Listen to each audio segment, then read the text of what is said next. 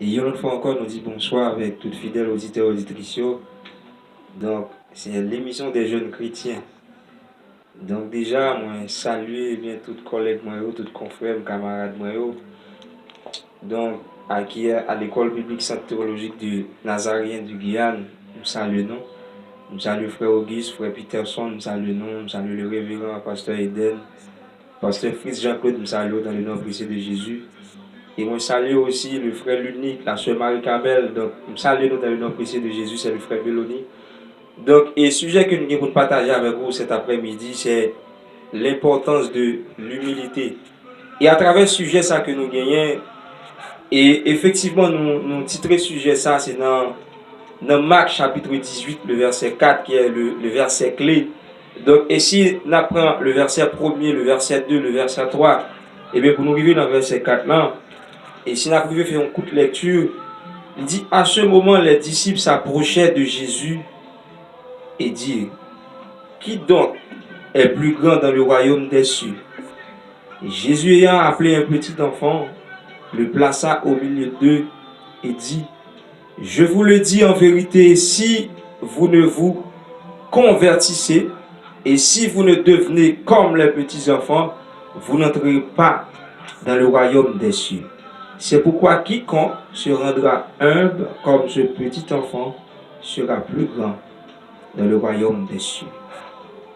Le verset 4, c'est pourquoi quiconque se rendra humble comme ce petit enfant sera le plus grand dans le royaume des cieux. Et à travers ce sujet qui dit l'importance de l'humilité, donc, et si nous avons défini juste avant même que nous parlions un peu de sujet, si nous avons défini le mot l'humilité, quand on dit l'humilité, on voit c'est la soumission, on voit c'est l'abaissement total. Et quand on dit ce monsieur-là, il est humble, lorsqu'on dit un monde humble, c'est quelqu'un qui manifeste de l'humilité, une extrême modestie qui s'abaisse volontairement. Donc ça veut dire que y a un monde qui est humble, c'est un monde qui manifeste l'humilité la cali. Donc c'est un monde qui a une extrême modestie, qui est très modeste, et c'est un monde qui a baissé lui volontairement. Mais à travers l'histoire ça que nous jouons dans Marc chapitre 18, côté que on dit non, disciples dans Matthieu chapitre 18, merci c'est Sadana, et le côté que on dit non, disciples ont approché vers Jésus. Et question monsieur Rivet posée, nèg dit, qui donc, à sa bouche de Jésus, il dit, qui donc est le plus grand dans le royaume des cieux?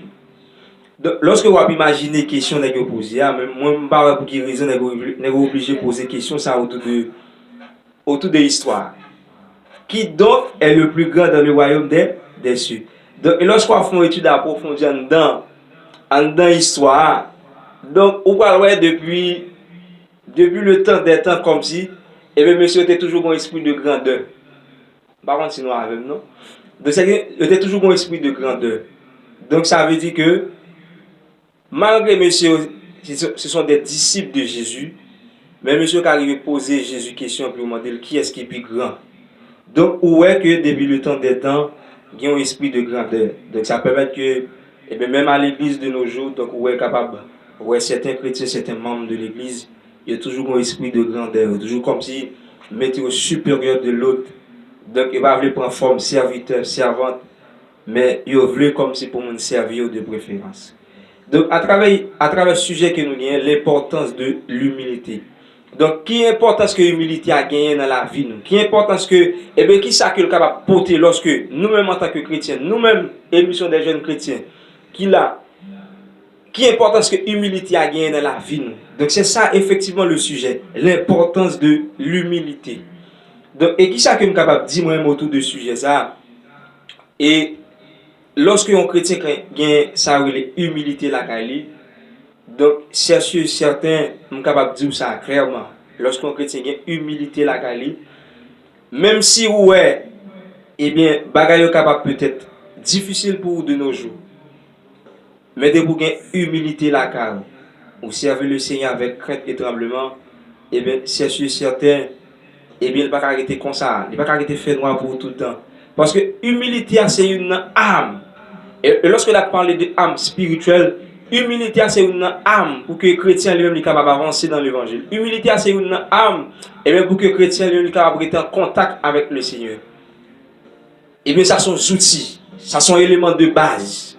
Et lorsque nous disons éléments de base, ça sont éléments primaires, humilité. Et bien, Jésus lui-même, pour qu'il soit capable de racheter l'humanité, donc, il était obligé humble. Il était obligé de venir comme un serviteur. Et bien, c'est sûr et certain, s'il n'a pas ça, l'humilité, c'est sûr et certain, il n'est pas capable de nous liberté, privilège que nous gagnons de nos jours pour que nous parlé de la parole de Dieu.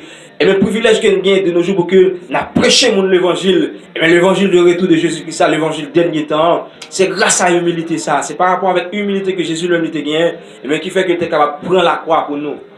Donc, importance humilité dans la vie, nous, ça c'est l'élément de base, l'élément primaire. Et bien, quiconque comme si qui a accepté le Seigneur Jésus, et bien, quiconque comme si qui déjà fait la paix avec le Seigneur Jésus, vous devez avoir l'humilité. Parce que c'est l'élément de base. Donc, humilité, donc c'est une clé. Et lorsqu'on n'a pas ouvrir telle porte, et bien, lorsqu'on est avec humilité, on pense qu'on est capable d'ouvrir n'importe quelle porte. Donc, ainsi que nous avons prendre un exemple très clair ensemble avec vous, eh bien, vous pouvez voir comment Naaman lui-même était raté, je ne vais pas dire raté non, mais comment il était retardé, eh bien, guérison lui. Eh bien, Naaman, il fait nous connaître à travers 2 Rois chapitre 5 qui dit nous que Naaman, le chef de l'armée de Syrie, donc, vous voyez comment que Michel lui-même était retardé guérison. Et voilà, effectivement, il était déplacé avec un but bien déterminé. Et bien pour qu'il ait trouvé guérison, parce qu'il dit à Samarie qu'il y a un prophète, parce qu'il dit en Israël qu'il y a un prophète, et bien puisque c'est le prophète de Dieu, et bien il est capable de guérir toutes sortes de maladies, et bien Naaman va retarder guérison que, et bien dans le moment que il est arrivé, il est capable de tout jouer une guérison, mais aussitôt qu'il n'a pas appliqué ça, l'humilité.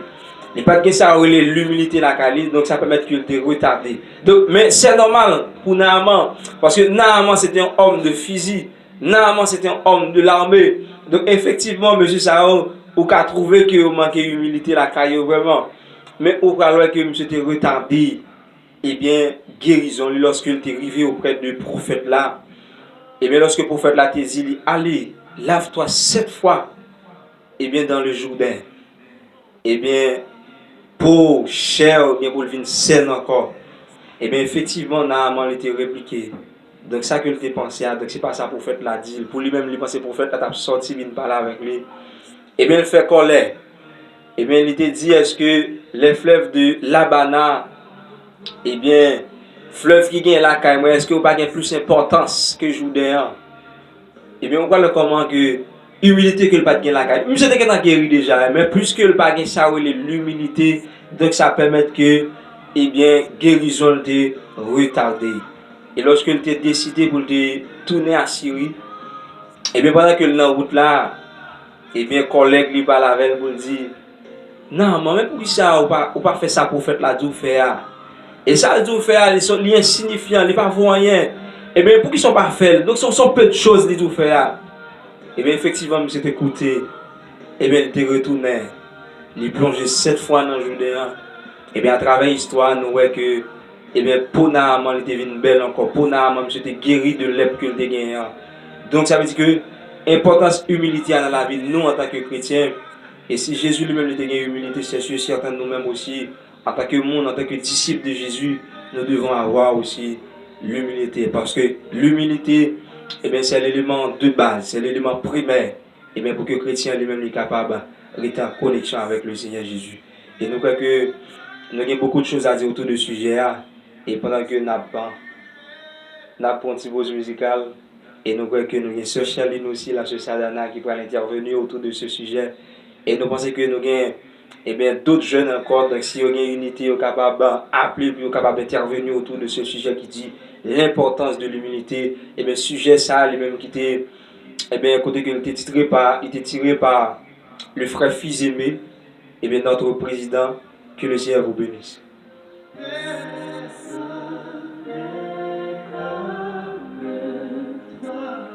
Tu es l'ultime, trois fois saint. Personne n'est comme toi. Personne n'est comme toi. Personne n'est comme toi. Tu es Dieu trois fois saint. Saint le Seigneur.